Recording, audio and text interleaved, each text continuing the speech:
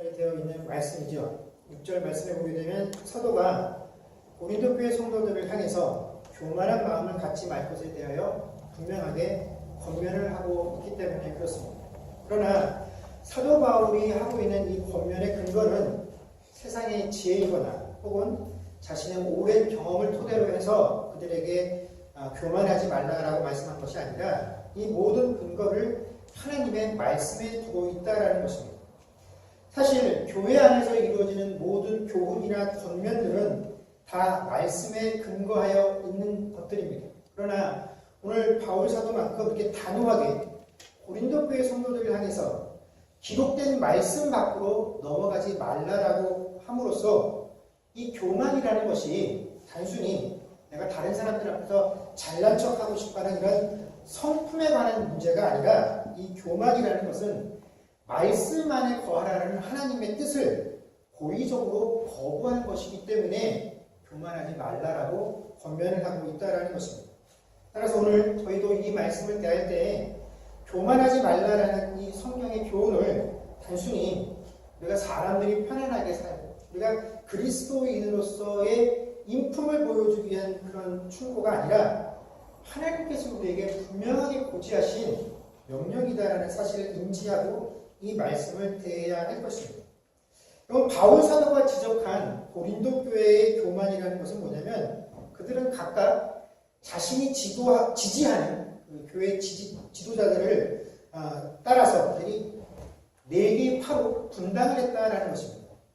이 고린도 교회는 그 성도들이 4개의 지도자들을 그들의 우두머리로 삼아 각각 분당을 하는 경향이 굉장히 강했습니다. 그 대표적인 게 바로 바울파, 아볼로파, 베드로파, 그리고 예수파였습니다. 그리고 이런 분당이 발생하게 된 배경은 다름 아니라 이 고린도 교회에 바로 각종 은사가 충만했기 때문에 이런 분당이 벌어지게 되었다라는 것이죠. 그들은 각각 자신이 받고 있는 자신에게 허락되어진 이 은사들을 자랑하고 다른 사람이 받은 은사들보다 내가 가지고 있는 은사가 더 뛰어나다라는 사실들을 증명하기 위해서 나와 똑같은 생각을 가지고 있는 그 지도자들의 말을 인용하기 시작했다라는 것입니다. 야, 바울이 이렇게 말했어. 그러니까 이게 더 중요해.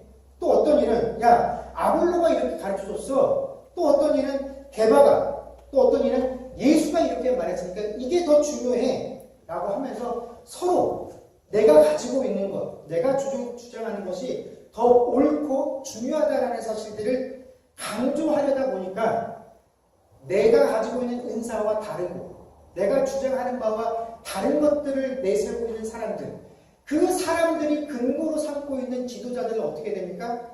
한꺼번에 싸잡아서 비난을 하게 되었다라는 것입니다. 그런데 그 4명의 지도자들 중에서 특별히 이 사도 바울은 그 외모가 아주 볼품이 없었기 때문에 그 볼품없는 외모 때문에 사람들에게 비난을 받을 때가 많았고 또 이 바울이 선교하는 그 현장에서 그가 선교를 할 때마다 당하는 이 박해받는 이 모습 때문에 사람들에게 여전히 또 비난과 또 조롱이 대상이 되어야 했다라는 것입니다. 지금 이 서신서를 쓰고 있는 이 상황에서도 마찬가지였다라는 것이죠. 그러나 오늘 바울은 그 고린도 교회 성도들을 향해서 야, 너희들은 우리를 지도자로 삼아서 각각 분당을 하고 서로 상대방을 비난하고 공격하지만 너희들이 우두머리로 삼고 있는 나와 아볼로를 봐라. 우리는 단 한 번도 의견의 대립을 가져본 적이 없다. 우리는 한 번도 누가 더 중요하다거나 누구는 나보다 더 못하다는 것으로 인해서 분란을 일으켜 본 적이 없다.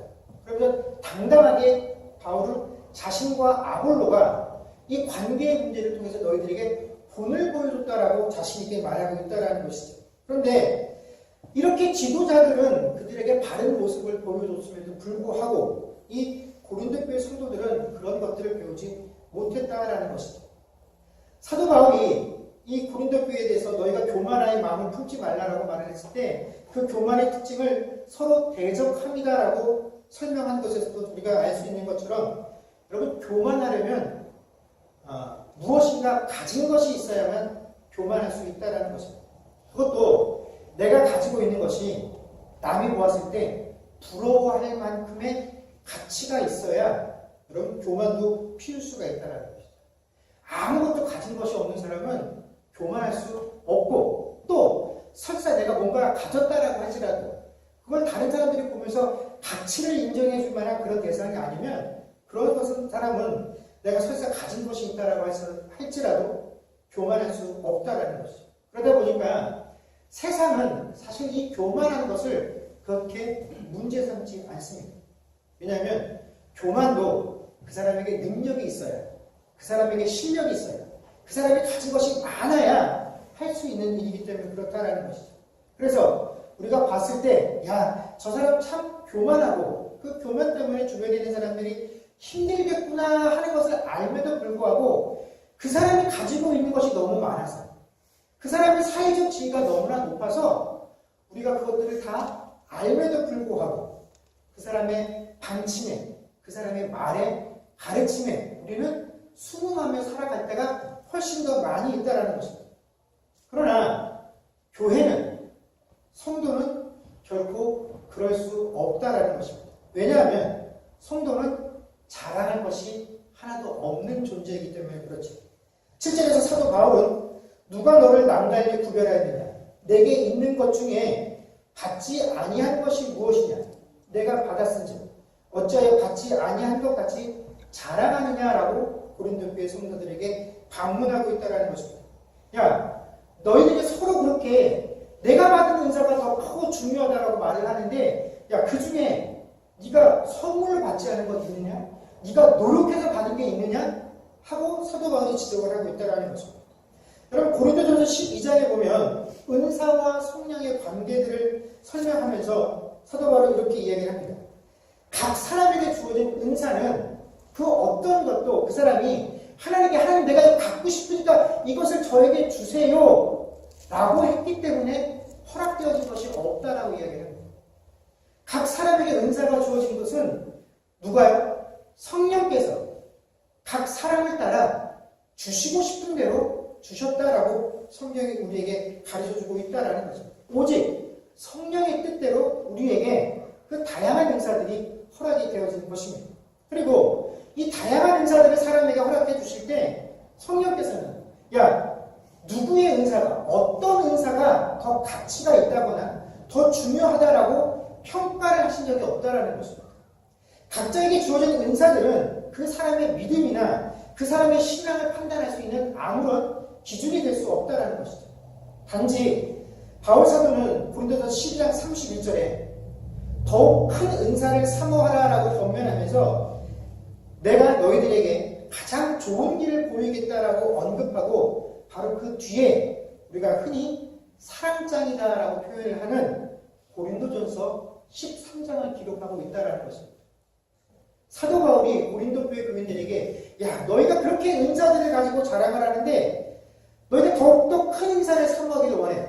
그런데 내가 너희에게 본을 보여줄게 하면서 그가 언급한 것이 뭐였냐면 바로 사랑이었다라는 것입니다. 우리가 그런 사실들을 깊이 생각을 하며 우리에게 우리가 자랑할 만한 명목으로 주어진 은사가 없다라는 것을 잘 생각을 해야 합니다. 그런데 우리가 신앙생활을 하다 보면 성도들 중에 이 은사라는 것을 잘 이해를 하지 못하고 이 은사를 그 사람의 성격이나 그 사람의 기질, 그 사람이 가지고 있는 재능, 능력과 혼동해서 사용하는 사람들이 많이 있다는 것입니다. 여러분, 각자가 가지고 있는 재능이나 성격, 성질, 이런 건 은사가 아닙니다. 여러분, 은사라는 것은 하나님께서 몸된 교회에 유익을 끼치기 위해서 허락하시고 사용하시는 것을 은사라고 하지요. 그런데 이 교회의 유익이라고 말할 때 이 유익이라는 것이 교회 행사를 할 때, 교회가 어떤 일들을 추진할 때 그 일을 좀 잘 되게 할 수 있도록 그 사람이 가지고 있는 세상의 권세나 그 사람이 가지고 있는 세상의 지혜들을 차용해서 쓴 결과로 교회가 일을 좀 수월하게 했어 하는 것이 교회의 유익이 아니다라는 것입니다. 여러분, 교회의 유익은 그 일이 끝나고 났을 때 누가 보아도 야, 이거는 하나님께서 하신 일이네. 이 일들을 보고 이게 하나님의 간섭하심이 있었네. 이건 하나님이 아니고는 될 수 없었던 일이네. 라고 인정할 수 있는 것이 교회의 유익이지. 교회가 세상과 경쟁하는데 조금 더 수월하게 교육을 했다고 하는 것이 그 사람의 은사가 아니다라는 것입니다. 예를 들면 제가 옛날에 어느 교회를 섬길 때 단기 선교를 가는데 단기 선교를 가려고 사람들이 준비했는데 갑자기 인원수가 변경이 되었습니다. 비행기표를 구해야 되는데 성수기라서 비행기표를 구하기가 힘든 거예요.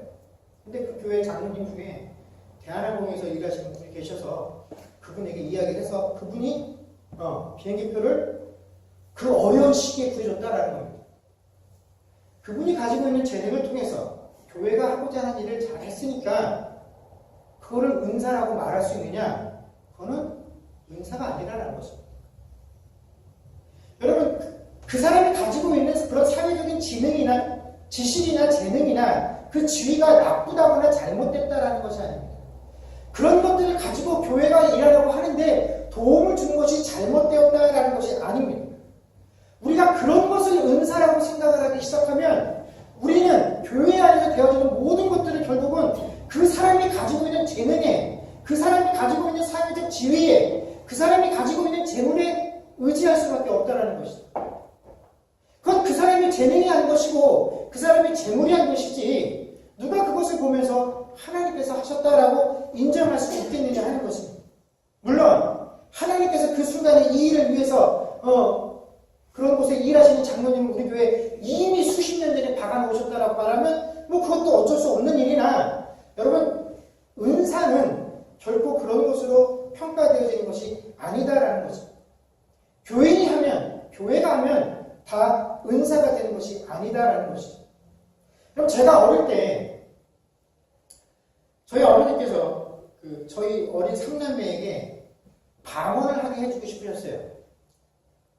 저희 어머니님이 방언을 하시고 그래서 저희들이 의지와는 상관없이 저희들 삼남매를 방언을 받게 해주시겠다고 산기도로 계속 데리고 다니셨죠.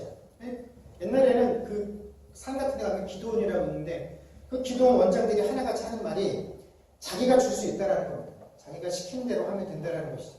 아마 경험해 보신 적이 많으실 텐데 그런 분들이 뭐라고 가르쳐주십니까? 할렐루야를 계속 반복하라고 가르쳐줍니다. 기도하면서. 그러다가 되는 경우도 있고 안 되는 경우도 있죠. 안 되면 그분들이 뭐라고 합니까? 네가 의심해서 안 되는 거다 라고 얘기를 하죠. 나한테 와서 방언을 못 받고 간 사람이 없다라고 얘기를 한다는 것입니다.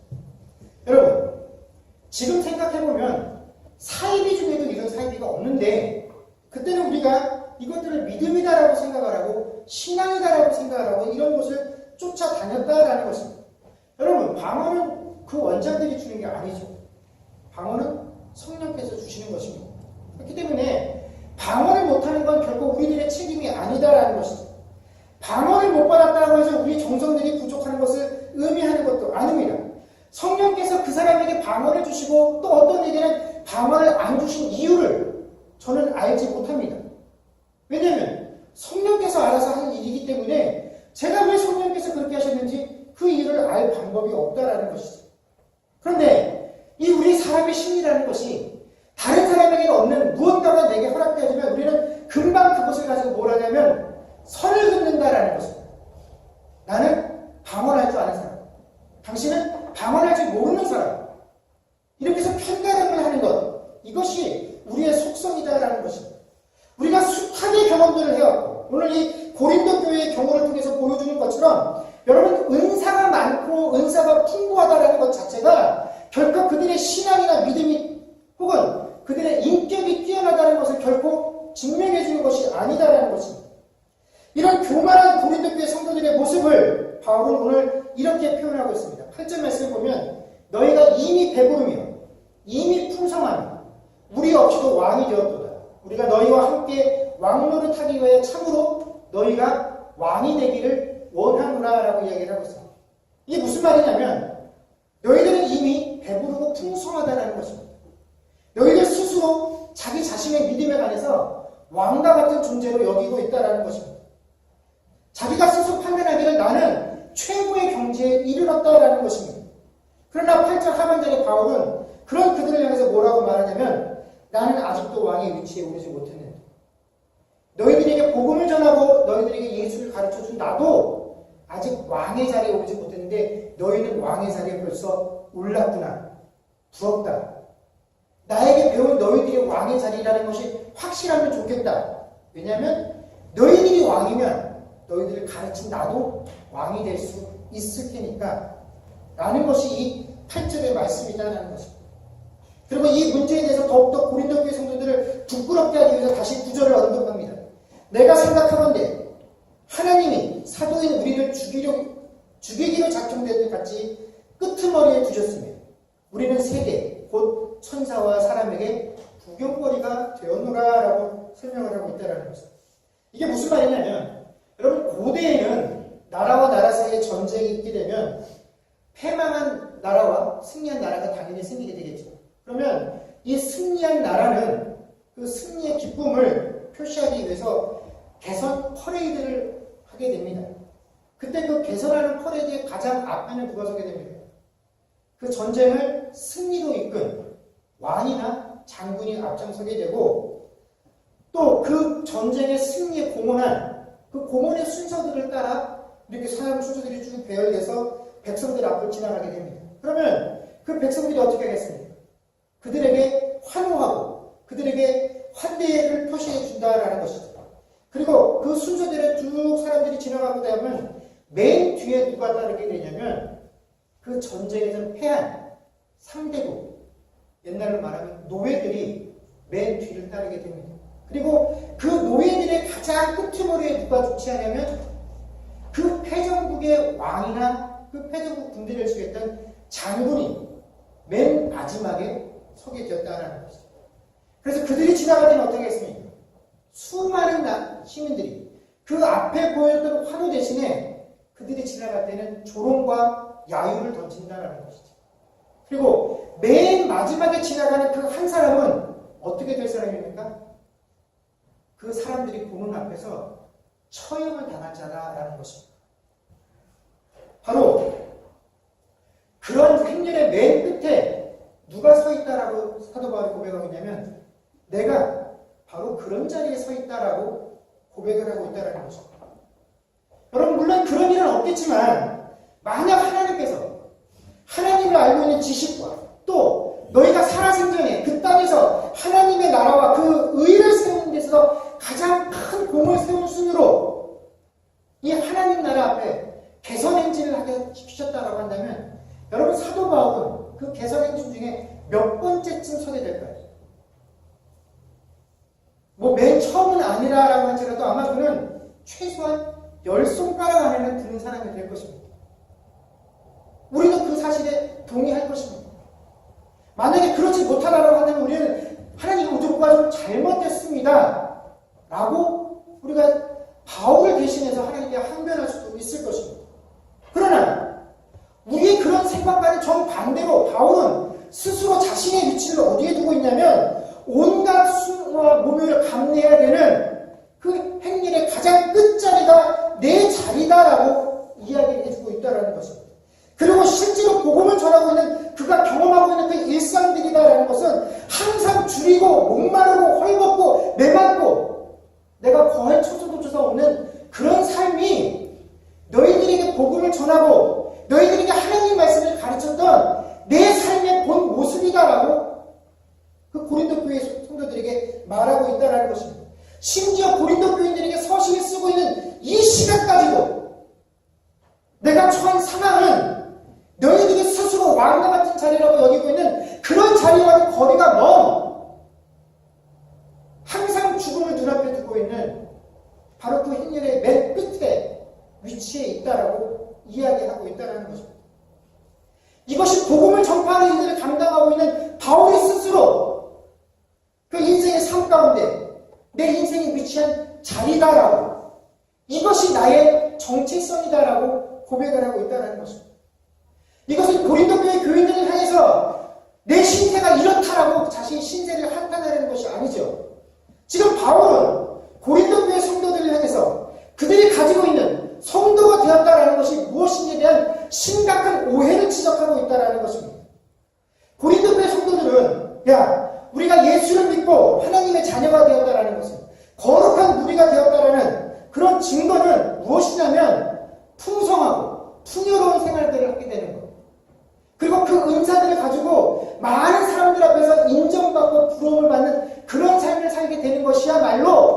하나님 자녀됨의 증거다라고 스스로 확신을 했다라는 것입니다. 바로 그것이 누구라고 생각했냐면 자기 자신들이다라고 여겼던 것이죠. 그래서 고린도 교회 교인들은 그 주변의 많은 이들을 향해서 봐라 우리의 모습을, 예수를 믿고 복을 받으니까 은사도 이렇게 풍성하게 받고 영적으로나 육적으로나 이렇게 아무런 어려움 없이 풍족함을 누리고 살고 있지 않느냐? 이런 풍족함이야말로 예수 믿고 복 받은 것의 증거다라고 이야기합니다. 그러면서 한편으로는 뭐라고 얘기하냐면, 그런데 우리에게 복음을 전했던 바울을 한번 봐봐라. 그가 비록 우리에게 복음을 전해주었는지는 모르지만 그는 문제 있는 사람이다. 그에게 복음을 배운 우리도 예수 믿고 나니까 이렇게 영적으로 풍성하고 세상적으로도 풍족한 삶을 살고 있는데, 사도라고 하는 사람이 어떻게 가는 곳마다 복음을 전할 때 저렇게 핍박을 받고 고난을 받고 하물며 잠잘 것도 제대로 없어서 저런 것을 우리에게 하소연을 하고 있느냐? 평신도인 우리가 이 정도 복을 받고 산다면 사도는 우리보다 몇 배 더 잘 되는 것, 그것이 정말 하나님에게 인정받는 성도의 모습 아니겠느냐? 그런데 그런 삶을 못 살고 있으니 바울에겐 심각한 문제가 있다라고 고린도 교인들이 이야기한다는 것입니다.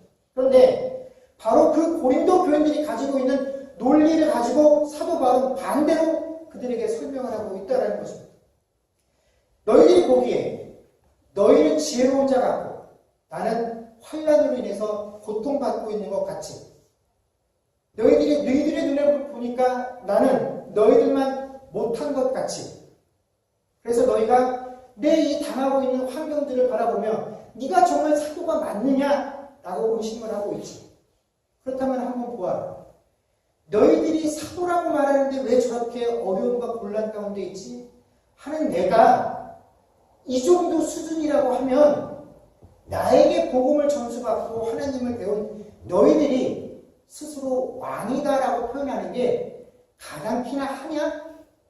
라고 바울이 고린도 교회 교인들을 향해서 반문을 하고 있다는 거죠. 이것이 동서복음을 막론하고 예수를 믿는다라고 하는 신자들이 가지고 있는 가장 불행한 오해다라는 것입니다.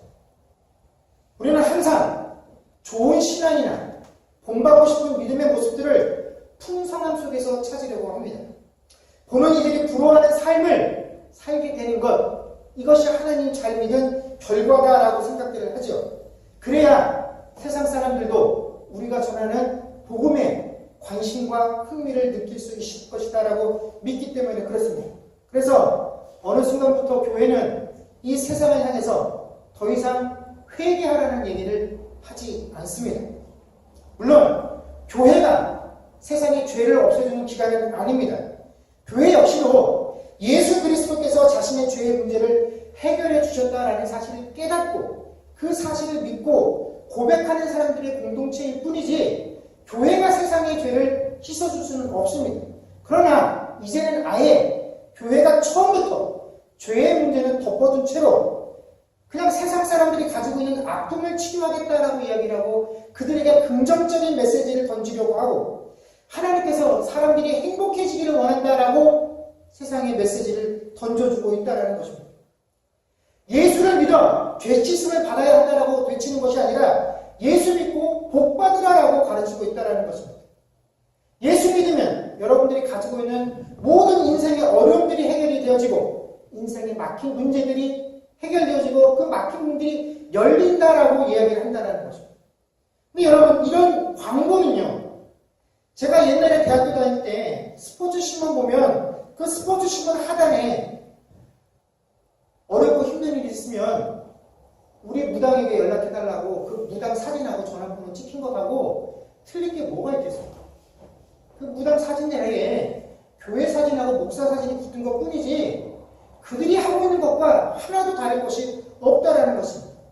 그리고 교회는요, 욕심이 많아서 그 복도 적당히 채워지는 것으로는 만족을 하지 못합니다. 그래서 온통 기도하려고 보면 풍성하고 충만하고 뚝뚝 눌러담아서 흔들어 넘치도록 부어달라고 하지 적당히 부어달라는 말은 하지도 않는다는 거죠.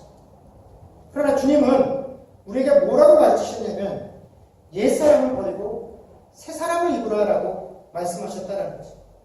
그런데 우리는 옛사람을 벗으려 하지도 않고 새사람을 입으려 하지도 않는다는 거죠. 옛사람의 모습을 갖추고 그 위에 그냥 예수 사랑이라고 쓰여있는 그냥 새로운 옷을 하나 더 입은 채로 마치 옛사람을 벗어버린 것처럼 새사람을 입은 것처럼 새사람이 된 것처럼 행세를 하고 있다는 것입니다. 그러나 여러분, 하나님의 복은 결코 그런 것이 아니다라는 것입니다. 우리가 흔히 팔복이라고 부르는 마태복음 5장 3절에서 12절 말씀에 보면 그 첫 번째 복을 마태복음 5장 3절에 이렇게 설명합니다. 심령이 가난한 자는 복이 있나니 천국이 그들의 것이며. 여러분, 성경은 우리에게 심령이 가난한 자가 복되다라고 이야기를 하고 그런 자가 왜 복이 있느냐면 천국이 그들 것이기 때문에 그렇다라고 이야기를 하고 있다는 거죠. 성경은 결국 우리에게 심령이 부유하거나 풍성한 자가 되고 충만한 자가 되라고 요구한 적이 없다라는 것입니다. 어떻게? 심령이 가난해야 된다라는 것입니다. 주께서는 우리에게 심령이 가난한 자 되기를 원하시는데 우리는 가난한 것에 치를 떤다라는 것입니다. 어떻게 해서든지 채워야 되고 어떻게 해서든지 풍족해야 되고 다른 사람보다 하나라도 더 많아야 만족하는 것이 우리들의 습성이 되었다라는 것입니다. 여러분, 분명히 사도는 영적인 면에서 이 고린도 교회 성도들보다 더 높은 위치에 있는 자들이었습니다. 아마 그들이 왕의 자리에 있어야 할 자들이었습니다. 우리가 흔히 할 말로 복을 더 많이 받아야 할 존재들이었죠. 그러나 그런 자들이 오늘날 교회들이 예수 믿으면 복 받는다라고 제시했던 것과는 다르게 그 가장 영적으로 풍성했던 그 사람들의 실제 삶이 어떠했다라는 것입니다. 항상 굶주리고 항상 헐벗고 항상 정처 없었고 내 하루하루의 삶은 목숨을 내어놓고 죽음을 직면한 상태에 살아가는 것이 바로 그 사도들의 실제 모습이었다라는 것입니다. 그리고 이것이 사도 바울이 알고 있었던 성도의 모습이고 성도의 복이다라는 것입니다. 세상이 흠모할 만한 것이 전혀 없다라는 것입니다. 그런데 오늘날 교회는 어떻습니까? 자랑할 것밖에 없습니다. 복음의 본질이 다 하나님께 받았으므로 거저받은 것이므로 아무것도 자랑할 수 없다라고 가르쳐주고 있음에도 불구하고 그 사실을 전하고 있는 유일한 기관인 교회는 이 자랑이 기본이 되어버렸다는 것이죠. 우리 교회를 짓는데 얼마나 들어갔어? 우리 교회는 몇 명이 모여?